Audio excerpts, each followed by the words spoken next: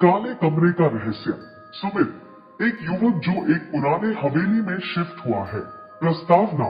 सुमित एक छोटे से शहर में एक सामान्य जीवन जी रहा था। एक दिन उसे शहर के बाहरी इलाके में एक पुराने हवेली का किराया सस्ता मिल गया।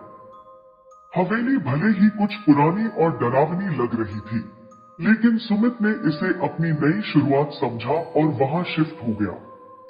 यह हवेली एक सुनसान इलाके में स्थित थी और आसपास कोई नहीं रहता था। पहले कुछ दिन तो सुमित ने सब कुछ सामान्य पाया, लेकिन कुछ दिनों बाद ही हवेली में अजीब घटनाएं होने लगी। सुमित की पहली रात बहुत अजीब थी। जैसे ही वह सोने गया, उसे अचानक खड़खड़ाहट की आवाजें सुनाई दी। वह डरते हुए जागा, लेकिन उसने सोचा कि शायद हवा के कारण यह आवाजें हो रही है। लेकिन रातों रात यह आवाजें बढ़ने लगी, कभी छत से, कभी दीवारों से और कभी नीचे से। सुमित को यह आवाजें लगातार परेशान करने लगी, लेकिन वह यह समझने में असमर्थ था कि यह आवाजें किस कारण से आ रही हैं।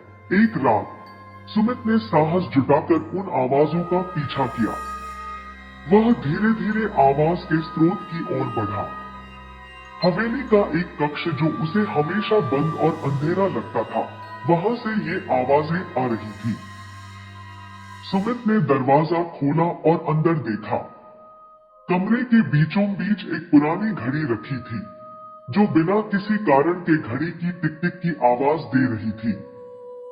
सुमित को यह देखकर हैरानी हुई, क्योंकि घड़ी के पास कोई बैटरी नहीं थी।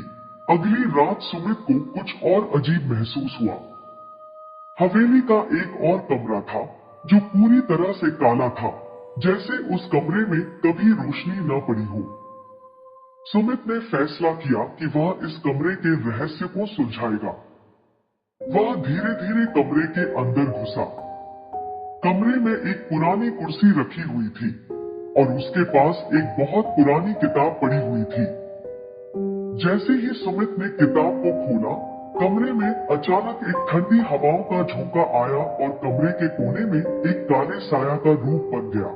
सुमित का दिल धड़कने लगा। वह चिल्ला भी नहीं सका, क्योंकि उसकी आंखों के सामने वो काला साया धीरे धीरे उसके पास आ रहा था।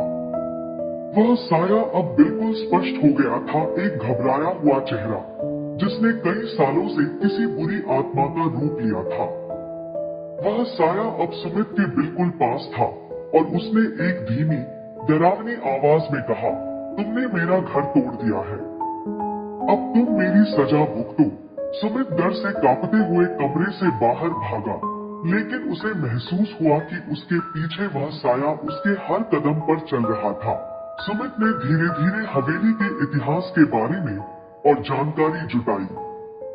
वह जानता था कि इस हवेली में एक समय एक परिवार रहता था, लेकिन एक दिन पूरे परिवार के सदस्य गायब हो गए थे। गांव के लोग कहते थे कि परिवार की आत्माएं हवेली में बसी हुई हैं, खासकर उस काले कमरे में जहां सुमित ने काले साया को देखा था। उस कमरे में किसी ने कभी जीवित लौटकर वापस नहीं देखा। अब सुमित को समझ में आ गया कि वह जिस कमरे को खोलने की कोशिश कर रहा था, वह दरअसल शापित था। उस कमरे की हर चीज, वो घड़ी, किताब और काला साया, सब कुछ उस अजीब आत्मा की अभिशप्त कहानी का हिस्सा थे। यह आत्मा किसी को भी इस हवेली में घुसने नहीं देती थी।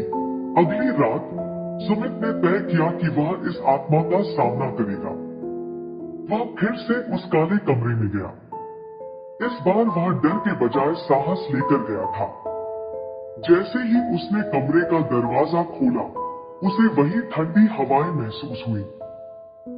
लेकिन इस बार उसने तय किया था कि वह डरने वाला नहीं है। वह धीरे धीरे कमरे में घुसा और वही काले साया को देखा।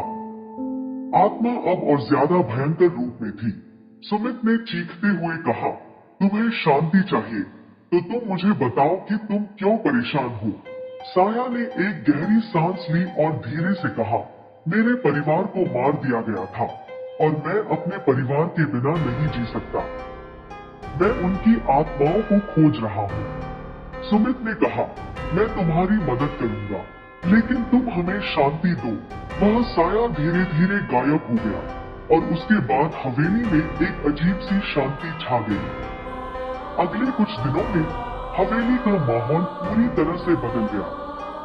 अब कोई डरावनी आवाजें नहीं आती थी और सुमित को लगा कि वह आत्मा अब शांति में है। अगले कुछ महीनों तक हवेली में शांति रही और सुमित वहां आराम से रहने लगा। लेकिन वह कभी नहीं भूल पाया कि उस रात वह काले कमरे में क्या देख चुका था। उसकी आत्मा को वह डरावना अनुभव हमेशा याद रहेगा। अगर आपको हमारी यह कहानी पसंद आई हो तो इस वीडियो को लाइक करें और हमारे चैनल को सब्सक्राइब करें। अगली बार जब आप रात को अकेले होंगे और किसी अजनबी आवाज को सुनेंगे तो याद रखें कि शायद वह वही साया हो जो आपके पीछे खड़ा हो। क्या आप फिर भी अकेले रहना चाहेंगे? हमें अपने विचार कमेंट्स में बताएं और अगली डरावनी कहानी के लिए तैयार रहें। डर कभी दूर नहीं जाता, वह हमेशा कहीं ना कहीं आपका इंतजार करता है।